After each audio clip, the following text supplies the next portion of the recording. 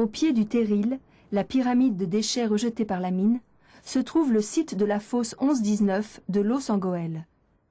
Au début du siècle, cette ville n'était entourée d'aucune banlieue. Seuls quelques bâtiments en briques étaient construits au-dessus du puits. Ils étaient desservis par un réseau de voies ferrées.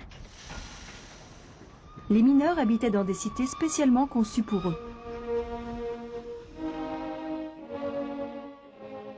L'exploitation du charbon était indispensable au développement des grandes sociétés industrielles.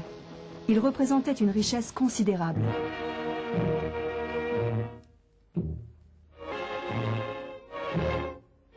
À cette époque, le travail de la mine était essentiellement manuel et attirait une main-d'œuvre très importante. Plus de 150 000 mineurs pour la seule région du Nord-Pas-de-Calais.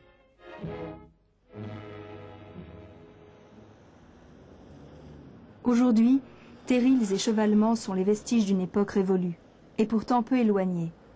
Les chevalements permettaient de descendre au fond du puits. Perdus au milieu des lotissements, des parkings et des zones commerciales, ils avaient été à l'origine bâtis en pleine campagne pour ensuite devenir un centre industriel.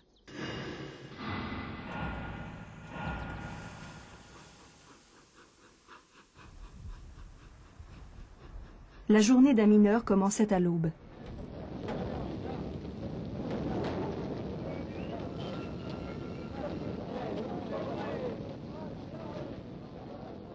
Vers 4 heures du matin, les piqueurs et leurs aides arrivent à la fosse. Ils se mettent en habit de mine et défilent devant la lampisterie.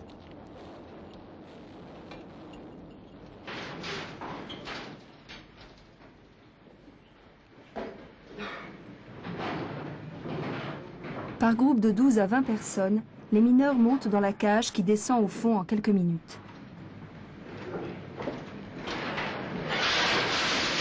La première fois, on perd l'équilibre. Tiens-toi bien.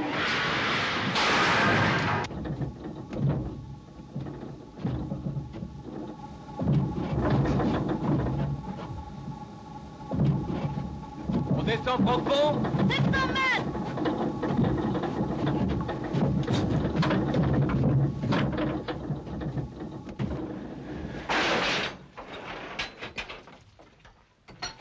Quand on se baisse, tu te baisses aussi.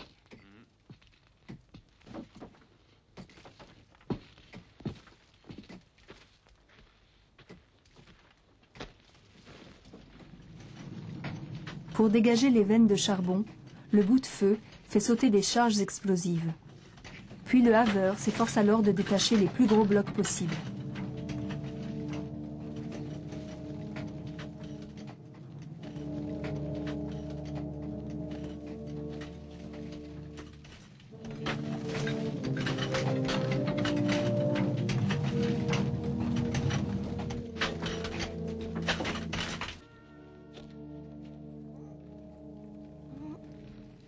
Dès l'âge de 12 ans, les enfants, qu'on appelle les galibots, poussent les berlines de charbon et en ramènent d'autres vides au chantier d'abattage. On utilise aussi des chevaux. Certains restent en permanence au fond de la mine et deviennent aveugles. Ils servent au transport du charbon, mais aussi du bois. Le bois est indispensable pour étayer les galeries. On utilise le sapin car ces craquements préviennent les mineurs longtemps à l'avance des risques d'effondrement.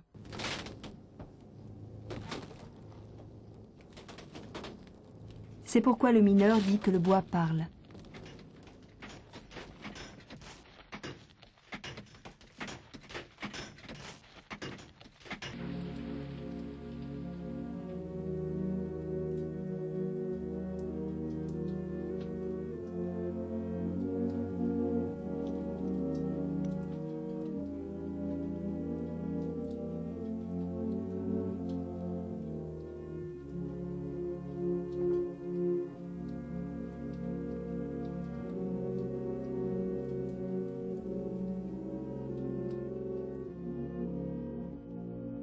En 1906, dans les mines de Courrières, un coup de grisou tue près de 1200 mineurs.